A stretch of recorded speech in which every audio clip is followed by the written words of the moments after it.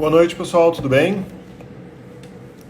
Hoje a gente vai fazer uma live com o Giuseppe Resgo, deputado estadual, Partido Novo, precisando cortar o cabelo.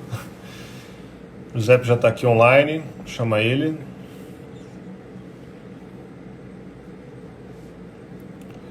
Adicionando o Giuseppe.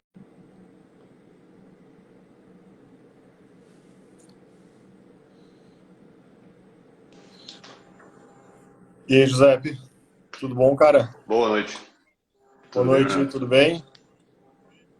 Tudo certo? E tu aí, como é que vai? Tudo tranquilo, cara. Vou ajustar aqui a câmera, celular, aliás. E aí, cara, hoje a gente vai bater um papo, então, sobre a nossa burocracia aí, sobre as leis inúteis que nós temos, ou as leis úteis, sobre a quantidade de leis que nós temos no Rio Grande do Sul.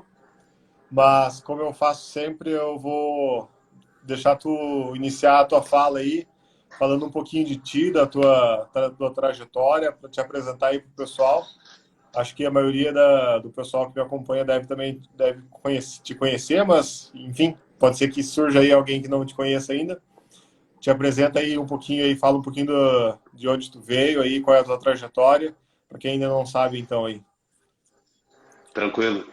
Boa noite a todo mundo que está assistindo aí. Obrigado pela audiência, obrigado por estarem aí. Aos que não me conhecem, meu nome é Giuseppe Meneghetti Resgo, sou de Santa Maria, advogado formado pela UFSM. Concorri pelo Partido Novo em 2018, minha primeira eleição, primeira vez que concorri. E fui eleito deputado estadual com um foco aí na tentativa de desburocratizar o nosso estado, tornar ele um pouco mais leve, um pouco menos chato, um pouco menos pesado, o que é um trabalho bem difícil. A teoria é algo fácil de se falar, é algo simples de se compreender, mas na hora que tu olha assim o dia a dia do negócio, olha, é complicado de uma forma que é quase impossível de eu conseguir explicar o quão travado e amarrado e burocrático é o Estado, e não se resolve isso somente com o Poder Legislativo, precisa muito do Poder Executivo junto e também do Poder Judiciário. Então é meio que um sentimento que tem que existir dentro de todos os poderes. Então eu estou aí nessa tarefa desde fevereiro de 2019, quando eu tomei posse como deputado estadual, tentando fazer o meu melhor aí para tentar cumprir esses objetivos que eu trouxe antes aí. Basicamente essa é a minha rápida e breve história, e agora bater um papo aí com o Bernardo, focando nessas questões de desburocratização, e também falando um pouco de Porto Alegre, né, que eu acho que é um assunto importante da gente tratar por conta do interesse principal aí do Bernardo. Boa. Legal, cara. Se alguém já tiver perguntas aí para mandar para a gente sobre empreendedorismo, sobre legislação, sobre como formas de reverter essa questão burocrática do Estado, atrapalhando o empreendedorismo e essa visão que nós temos aí do Partido Novo atuando nessas questões, já pode mandar para nós aqui. E aí também podem compartilhar essa live também com amigos que têm interesse nessa parte do empreendedorismo, de conhecer como o novo vem atuando para favorecer a geração de riqueza, geração de emprego e renda através do empreendedorismo também. É importante vocês divulgarem isso daí para ajudar o Partido Novo e para ajudar a sociedade também. Então tá, cara, vamos começar então, falar um pouquinho sobre esse bate-papo aí, falando da tua atuação na Assembleia Legislativa, que tu descobriu aí através da Comissão de Revisão Legal e também da Frente Parlamentar de Revisão Legal, do Revogaço, algumas curiosidades aí bem intrigantes sobre o nosso estado do Rio Grande do Sul, que são uma pedra no sapato aí da toda da população gaúcha, né?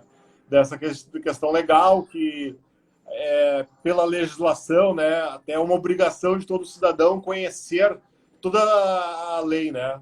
Mas nós temos aí no Rio Grande do Sul uma quantidade inenarrável, né, de leis, né?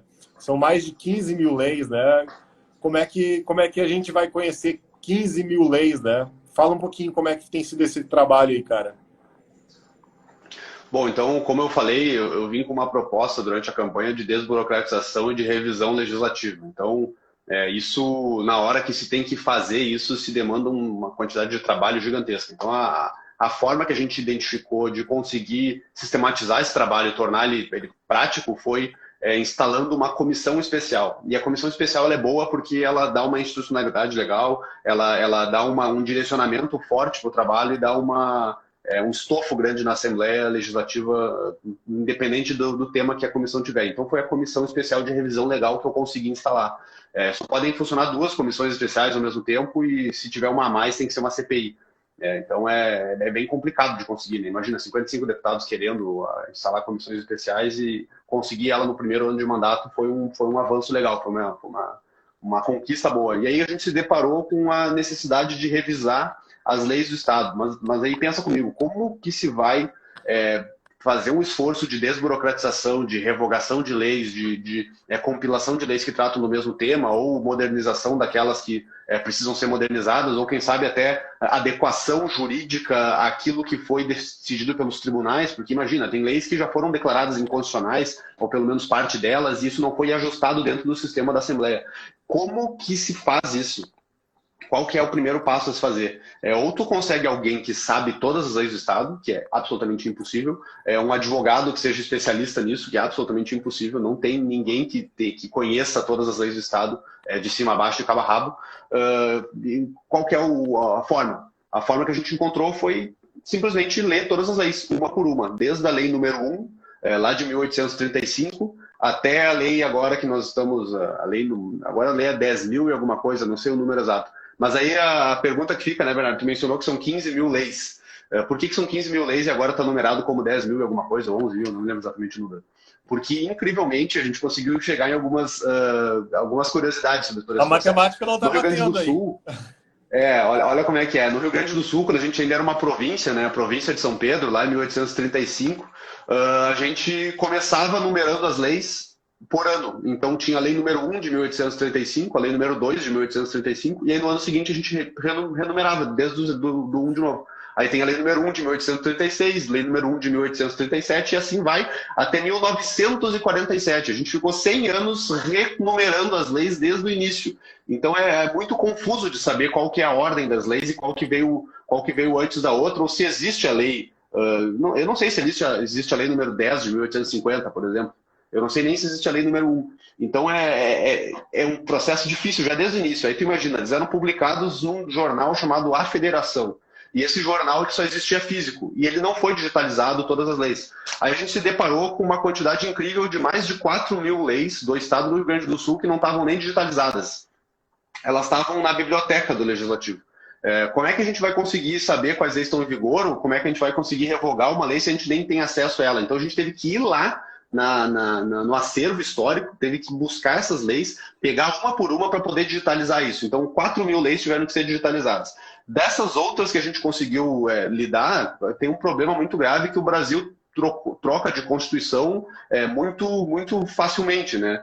A gente teve a Constituição de 1824, depois a Constituição de 1891, depois a Constituição de 34, 37, 46, e vai trocando de Constituição. As leis anteriores, a gente tem que saber se a lei foi recepcionada ou não pela Constituição, se ela vale ou não vale. Aí tu imagina uma quantidade enorme dessas leis, a gente tendo que ver se ela valia ou não valia naquela época e se ela foi recepcionada pela Constituição de 88, uma confusão, uma quantidade enorme de leis. E ficou uma situação que a gente teve que olhar uma por uma. Realmente teve que olhar uma por uma, analisar uma por uma, e a gente chegou em algumas conclusões, assim, de que dentre todas essas 15.000 leis, 14.000 alguma coisa que existem, incrivelmente mais de 4.000, 3.000 alguma coisa, 3.900 alguma coisa são para tratar sobre funcionalismo público, sobre organização do funcionalismo público, qual é as especificidades dessa carreira, daquela carreira, como é que era daquelas carreiras que já não existem mais.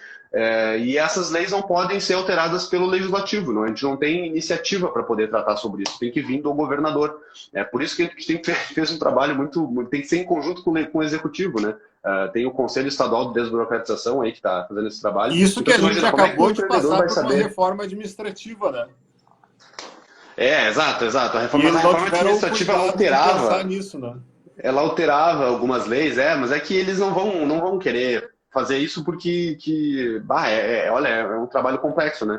Então tu imagina, como é que a gente vai chegar para um empresário e falar para ele, tu tem que saber seguir a legislação ambiental, sendo que a legislação ambiental não está nem consolidada no Código Ambiental, ela está esparsa em diversos pontos, é muita insegurança, é muita facilidade de se encontrar alguma coisa que está perdida, escondida em algum lugar lá e mostrar para o cara e falar, tá aqui, tá errado.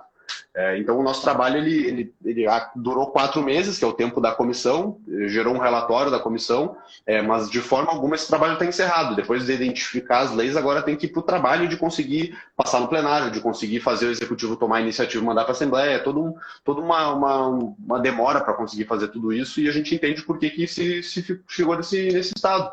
Porque o normal é aprovar a lei, botar ela lá no sistema da Assembleia e deixa lá e rezar, e que fique desorganizado mesmo, porque é muito difícil de organizar e exige muita vontade política, né? Muita organização política de outros deputados.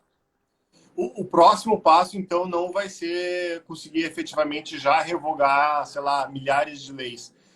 Vai precisar de um esforço grande ainda, de muita articulação, de muito diálogo com o executivo, de continuar examinando a constitucionalidade, continuar examinando a relevância de cada lei, de costurar isso ainda com os parlamentares, para ver lei a lei, para poder fazer o escrutínio dessas leis, para poder tentar começar a fazer a revogação.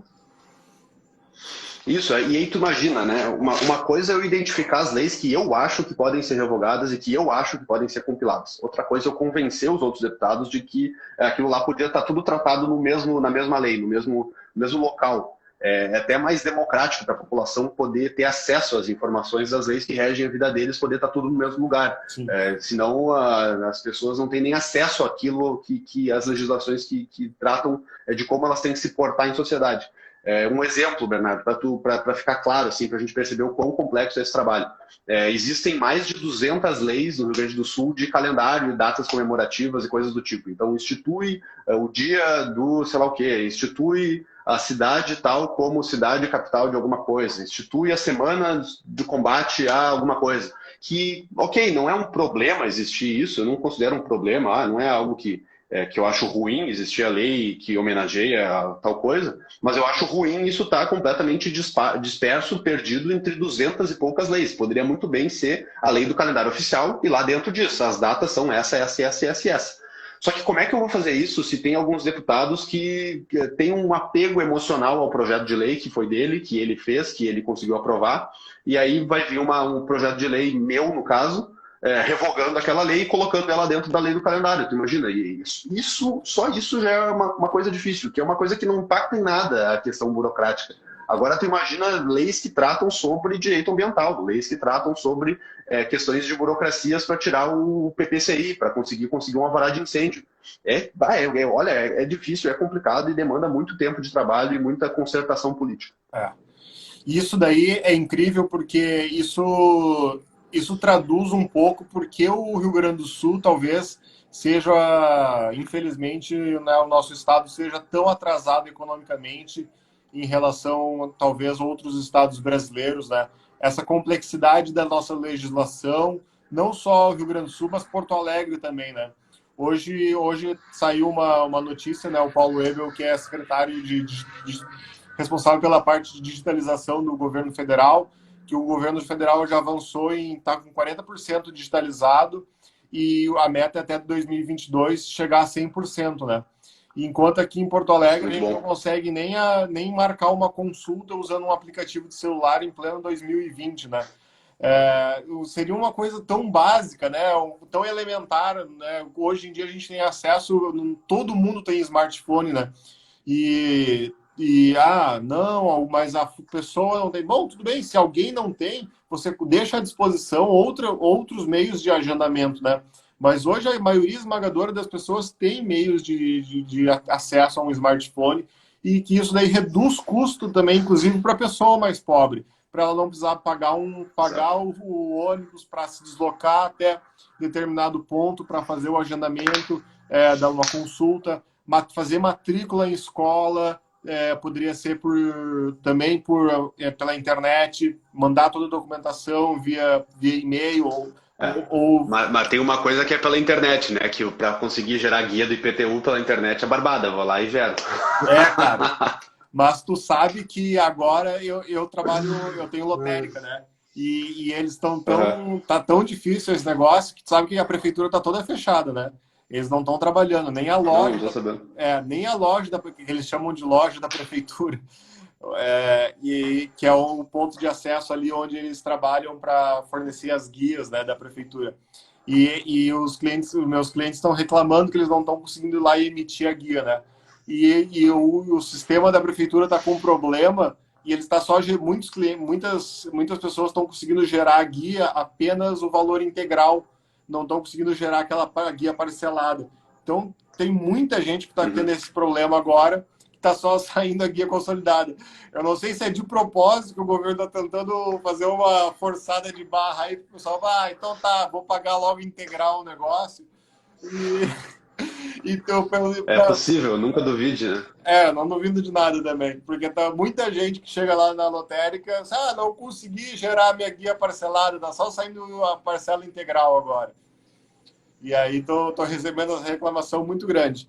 Mas, cara, esse problema da digitalização em Porto Alegre, a gente está muito atrasado em relação a várias cidades. Claro, a meta é ser a Estônia, né? Mas até em termos de licenciamento, de tirar alvará digital, uma empresa tinha que chegar... tudo bem, a prefeitura quer saber se você quer abrir um negócio para você estar ok, para se eventualmente a prefeitura quiser ir lá ver se você está fazendo tudo de acordo com a norma que ela acha que você deveria cumprir, né? Então, beleza, você faz um cadastramento junto à prefeitura.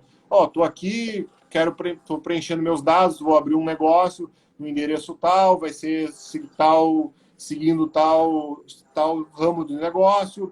Está aqui a declaração da nutricionista, daqui a declaração do engenheiro, estou seguindo as normas técnicas do Corpo de Bombeiros, me responsabilizo de acordo com todas as especificações. Assumo todas as responsabilidades. Prefeitura, se você quiser vir me fiscalizar, venha me fiscalizar.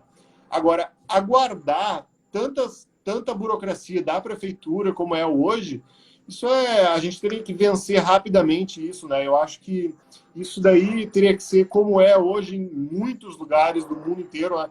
Que você leva, às vezes, 2 dias para estar com tudo liberado, tudo centralizado no mesmo lugar, e isso daí é tudo automático, né? No mesmo portal você tem tudo digital. Esse eu acho que tem que ser a meta da prefeitura. Poderia sair uma licença antes, né? Tu poder começar a operar, mas é um pouco mais complexo. Queria mandar um abraço aí pro meu amigo Guilherme Félix, que entrou aí na nossa live. Um abraço pro Gui aí, que tá nos acompanhando. Falando mais sobre Porto Alegre e sobre o Rio Grande do Sul aí, sobre o governo do estado do Rio Grande do Sul, que eu acho um problema também, Bernardo, é que a gente tem uma estatal para tratar de questões de tecnologia. A gente tem a Procergs, né? E a Procergs, ela é lenta, ela é um pouco... É ruim um pouco, assim, a demora, e tudo depende da Procergs. Em Porto Alegre não tem, né? Não tem uma estatal para tratar de tecnologia, né? Tem a Procempa, né, cara? Até uma das medidas que o Marquesano vai tomar agora nessa última, ele acabou de mandar um pacote anunciou que vai mandar um pacote agora de enfrentamento da coronavírus, né? Ele requentou o pacote que foi altamente rechaçado da última vez que ele mandou um pacote de enfrentamento da mini crise que ele cria. O Marquesan é especialista em criar crises com a Câmara de Vereadores por causa do temperamento dele, né? E agora ele requentou o pacote que ele tinha mandado, né? Que a gente tem um problema muito grande aqui de mobilidade, porque ele não sabe resolver esse problema, porque o problema que ele tenta resolver é através de subsídio cruzado, né? Ele tenta taxar aplicativos de transporte, como Uber, Cabify. Ele tenta taxar as pessoas que vêm para a cidade de Porto Alegre. Por exemplo, ele tenta criar pedágio urbano para taxar as pessoas que querem vir para a cidade de Porto Alegre, né? Ele inventa que tem um grande problema de congestionamento para tentar taxar as pessoas que vêm para a cidade, quando a gente tem, sim, algum problema de congestionamento, mas não é nada do tipo que justificaria um pedágio urbano. É só uma justificativa para taxar as pessoas, para criar um subsídio cruzado para o nosso sistema de transporte. Quando, obviamente, a solução seria desregulamentar o sistema de transporte e deixar que ele funcionasse de uma forma mais orgânica, que resolvesse o problema das pessoas. Eu sempre lembro de quando a gente teve lembra aquelas jornadas de 2013 que todo mundo foi pra rua e não é pelos 20 centavos e tal. Os 20 centavos. Isso, é. Aí eu lembro que o Fortunati liberou as vans, porque simplesmente não tinha ônibus circulando em Porto Alegre. Daí ele liberou as vans. Não, libera as vans piratas, eu acho que chamava assim. Libera as vans. Cara, no dia seguinte tinha as vans escrito Restinga R$5. Nas vans, na frente das vans, assim, escrito com aquelas canetão branco, sabe? Parando onde eram os pontos de ônibus aqui no centro de Porto Alegre e tal, escrito Restinga R$5. Ou Restinga R$4, ainda tinha livre concorrência. Uns caras botavam R$4, outros botavam R$5. Cara, os caras se organizaram em menos de 24 horas. E não tinha nem aplicativo naquela época. Era assim no boca a boca. Os caras chegavam, encostavam as vans, escrito Restinga R$4, na página de Facebook. Os caras já sabiam qual era o ponto de encontro, qual era o ponto que largava na Restinga. E isso tinha para todos os bairros. E em 24 horas, todo mundo se organizou. Imagina hoje que tem aplicativo, que tem várias outras ferramentas assim para se organizar. E aí não, o prefeito acha que ele tem que resolver todo o problema da mobilidade urbana. É uma mentalidade e Porto Alegre tem uma questão, né, cara? Porto Alegre tem uma questão que ela tem toda uma região metropolitana que, na verdade, é como se fosse uma cidade só, né? Tem uma conurbação enorme. E eu fico muito impressionado com o quão baixa é Porto Alegre. Os prédios são todos muito baixos, né? E isso faz com que as pessoas que têm que trabalhar no centro, que têm que trabalhar nos bairros que tem mais empregabilidade ali, todas elas acabam tendo que vir de fora, e o trânsito no centro ali, com ruas esgoeladas e apertadas, fica todo mundo no horário do rush, e todo mundo fica no congestionamento. E eu me impressiono por que Porto Alegre não se deixou adensar mais, não se deixou construir prédios mais altos, utilizar melhor os terrenos para poder concentrar mais gente, mais empresas e mais atividades em mais localidades, e ao invés de espalhar completamente, que nem fez, que se criou Canoas, se criou Gravataí, se criou como é que é o nome das cidades aí? Novo Hamburgo, Alvorada, Viamão. Se expandindo, Alvorada, Viamão, a própria Restinga, o pessoal foi tudo lá para longe. Por que não se adensou mais a cidade, deixou as pessoas trabalharem mais próximas e viverem mais próximas do trabalho, e às vezes evitar a utilização de carro para qualquer coisa, né? Isso me impressionou muito, assim, com Porto Alegre, depois que eu me liguei disso, né? E por isso, então, que eu acho que o trânsito de Porto Alegre é um caos, e é por isso que eu acho que Porto Alegre tá muito atrasado em questão de mobilidade urbana, e isso é um problema que demora muitos anos para se resolver, né? Eu queria saber o que tu pensa sobre isso, questão do centro ali, por exemplo. O centro de Porto Alegre, os prédios são todos antigos, e os prédios que são novos, eles têm uma altura limite ali e acabou. 10 andares, 12 andares, 15 andares, não tem prédio gigante em Porto Alegre. Cara, tu sabe que o problema de mobilidade urbana é muito também culpa do nosso plano diretor. O plano diretor de Porto Alegre, a excesso de regulamentação, ele expulsa as pessoas do centro urbano para as periferias. E aí isso aumenta o custo da própria máquina pública, porque eles têm que construir postos de saúde, escola, nos arredores da cidade. Mas o principal problema é esse. Ele faz com que as pessoas tenham que buscar moradias mais longe da cidade, e faz com que, dos centros urbanos, e faz que as pessoas às vezes tenham que ficar 1, 2 horas, pega 1, 2 ônibus para ir e voltar do trabalho, né? Ou às vezes até morar em outras cidades, né? Isso faz com que as pessoas paguem impostos fora da cidade de Porto Alegre, né? Eu trabalho no centro, já morei no centro, agora estou morando no 4º distrito, e eu gosto muito de trabalhar no centro. O centro de Porto Alegre hoje está muito judiado, né? Essa é uma das grandes preocupações que eu tenho com o centro. E eu acho que agora, o ano que vem, a gente vai ter a oportunidade de fazer a revisão do plano diretor. Se é que a gente pode dizer que isso é um dos pontos positivos que a gente teve com essa crise, com essa loucura toda dessa crise, mas é que a gente vai ter foi prorrogado a discussão do plano diretor para a próxima gestão. E aí, tomara que a gente tenha uma bancada maior de pessoas que tenham uma mente mais aberta, que pensem um pouco diferente do que tem hoje a mentalidade da Câmara de Vereadores e a atual gestão, para a gente rediscutir um plano diretor que seja mais flexível, que seja mais moderno, que dê mais flexibilidade para a gente poder realmente ter um centro que permita um adensamento maior. Porque que isso vai permitir? Vai permitir que tenha mais investimentos no centro, prédios maiores, mais investimento imobiliário. Porque que isso vai permitir? Baratear o custo do metro quadrado. Se você barateia o custo do metro quadrado, pessoas que têm menor poder aquisitivo vão poder comprar prédios mais próximos do centro urbano. Porque se você tem prédios maiores, você diminui o preço do metro quadrado. Se você diminui o preço do metro quadrado, o apartamento fica mais barato. Se o apartamento fica mais barato... E a não obrigatoriedade de ter estacionamento também, né? Que agora Perfeito. caiu faz pouco tempo, eu acho. Isso Caiu. antes era obrigatório ter estacionamento. Pelo amor de Deus, se não quiser ter carro. Exatamente, é um pensamento elitista, né? Você, ainda mais hoje em dia, que com a facilidade de aplicativo e tal, e você morando no centro, você morando próximo do teu trabalho e tal, não tem por que você ter carro, né?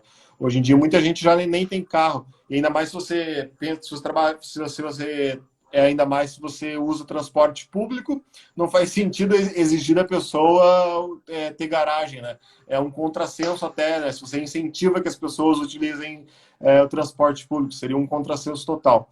Então, sim, repensar a mobilidade, repensar o plano diretor e incentivar o adensamento urbano é uma baita sacada que hoje a prefeitura só pensa em subsídio, só pensa em mais regulamentação, em mais controlar o empreendedor e mais querer controlar as formas das pessoas trabalharem, né? E está sempre com esse viés de querer a prefeitura ou o poder público querer controlar as formas de desenvolvimento da cidade. Quando, na verdade, as coisas deviam fluir mais organicamente, né? Ou para onde a cidade querer se desenvolver, e aí o setor público ir lá e diz, não, beleza, se a cidade quer ir para cá, se a cidade quer ir para essa direção, beleza. Vamos ver o que precisa aqui. Se precisa um calçamento melhor aqui, se precisa melhor iluminação aqui, vamos dar o suporte aqui. Mas não a cidade querer impor, né, o poder público querer impor para onde as pessoas têm que desenvolver, para onde as pessoas têm que construir, né? Isso é uma medida completamente autoritária, né? Acho que isso é um pouco verdade. do que eu penso. Queria mandar um abraço aí pro meu professor, o Rosito Borges, que entrou aí, que legal, uma grande presença aí, Bernardo, mas desculpa te interromper, mas eu concordo contigo, cara, acho que a tendência que a gente deveria seguir é fazer todo esse adensamento, né, cara, para as pessoas poderem viver sua vida a pé. Acho que a melhor qualidade de vida que pode existir é a pessoa poder morar num lugar que é perto do trabalho, para poder ir no mercado próximo, poder deixar o filho numa escola próxima e não ficar tudo uma coisa distante uma da outra, porque a gente limita a altura dos prédios, e eu tenho um prédio de 4, 5, 6 andares num lugar e eu tenho que ficar viajando de carro o dia inteiro para ir para os lugares que eu quero ir. Eu acho que é questão de qualidade de vida também, e faz com que as pessoas que têm menor poder aquisitivo também possam fazer isso. Porque hoje em dia, infelizmente, a pessoa que tem baixo poder aquisitivo, ela acaba passando um pedação do dia dela dentro de um ônibus. E isso é muito desgastante para a pessoa. Ela tem que morar lá longe para poder pagar um aluguel baixo, só que daí para isso ela tem que pegar um ônibus e ir para o centro. Isso é muito ruim, isso é péssimo para todo mundo, isso não beneficia ninguém. Não consigo ver um argumento plausível para não se permitir prédios altos no centro, né? A questão do aeroporto. Cara, os aviões passam longe do centro, eles não passam em cima do centro. A questão da sombra na calçada, já tem sombra hoje. Prédio com 4, 5 andares já faz a sombra que o pessoal não gosta. A questão da vista. O pior argumento é esse. A vista. Vai estragar a vista. Pelo amor de Deus, né? Chega a ser uma coisa tosca, como se a vista fosse mais importante do que a qualidade de vida das pessoas. Então, acho que esse é um ponto muito importante para trazer, Bernardo. Bem lembrado disso aí. Não, sem dúvida, cara. E, inclusive, as pessoas têm que pensar o que é prioridade para elas, né? Se elas querem viver tendo vista, tendo uma qualidade de vida, não, vão viver no campo, então, né?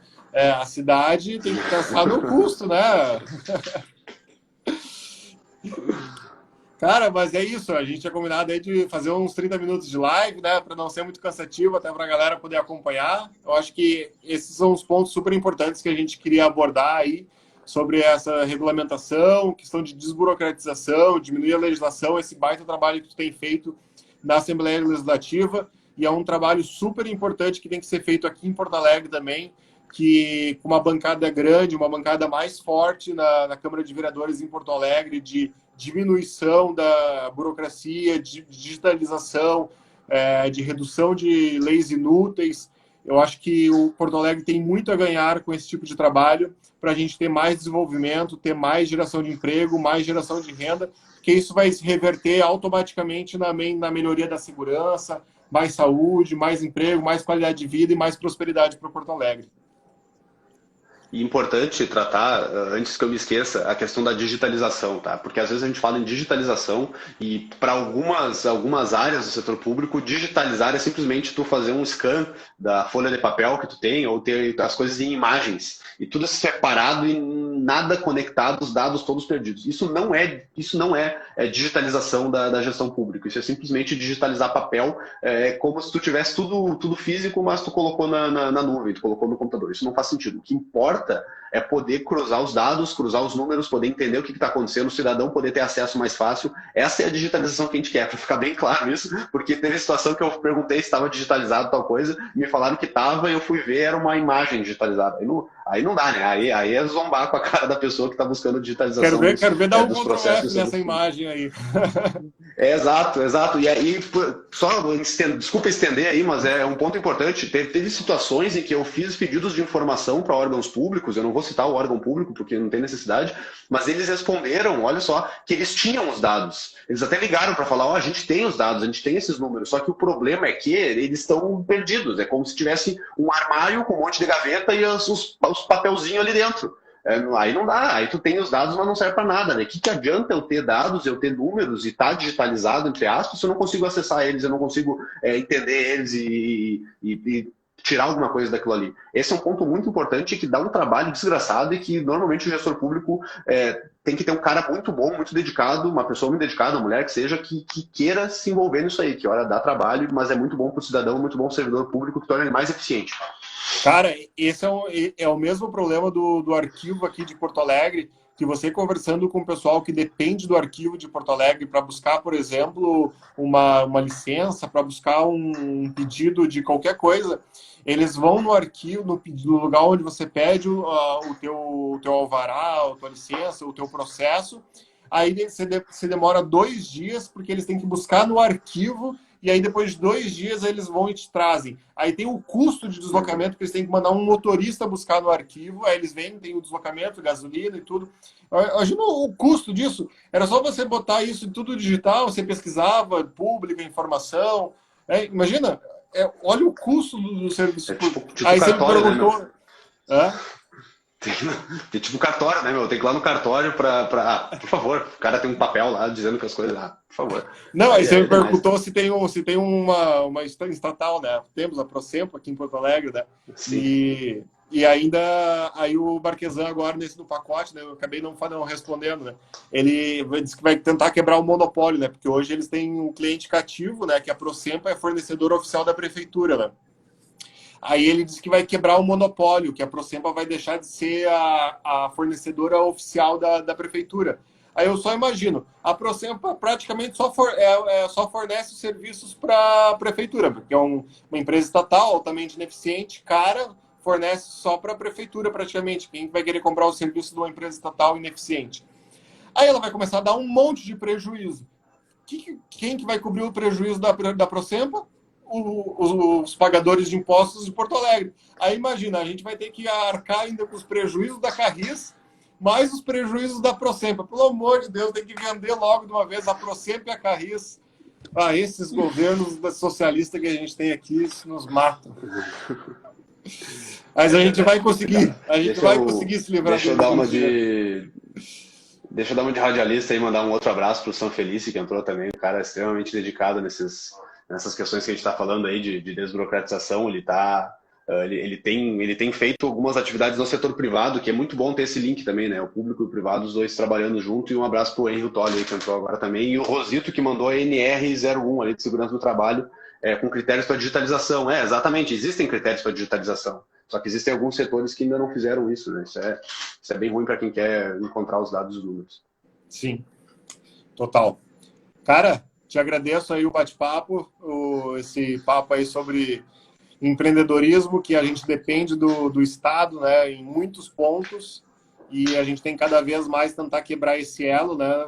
O empreendedor tem que ser livre para justamente empreender, gerar emprego, e é nosso papel digamos assim, de agentes públicos, né, como agentes políticos que entendem a dor do empreendedor e, ao mesmo tempo, atuamos na política para tentar quebrar esse elo, para deixar as coisas correrem livremente, né, defendendo a liberdade. Eu achei que a gente faz um trabalho bem importante e obrigado pelo teu trabalho na Assembleia Legislativa. Vamos tentar reforçar esse trabalho aí também aqui em Porto Alegre a partir do ano que vem. Obrigado, cara. Valeu. Tomara que consigam. Estou à disposição aí. Um abraço para todo mundo que participou. Obrigado a todos que estiveram aí junto conosco. Um abraço para o Bernardo e até a próxima. Valeu, cara. Abração. Obrigado aí a todos que participaram. Obrigado, gente. Um abração. Falou.